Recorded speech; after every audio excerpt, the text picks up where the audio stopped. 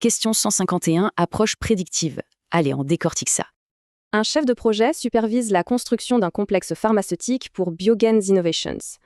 Le projet, d'une durée de 3 ans, est dans sa 2e année. Lors d'un audit, le client s'inquiète de la documentation des tests CVC. Il la juge insuffisante. Le chef de projet voit que le dictionnaire WBS était vague. L'équipe a donc suivi des procédures internes. La question est, quelle est la toute première action que le chef de projet doit entreprendre? Option A, demander un budget. B, analyser les écarts.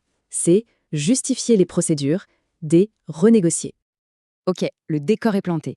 Analysons un peu la situation avant de regarder les options en détail. Le cœur du problème, c'est ce décalage. D'un côté, le contrat.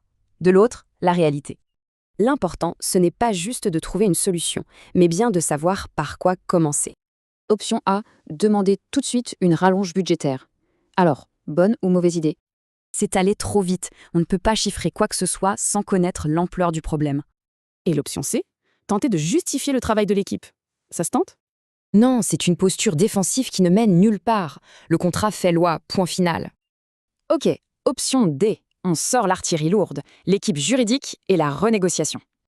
Surtout pas, c'est une escalade beaucoup trop rapide. C'est l'ultime recours, pas le premier pas.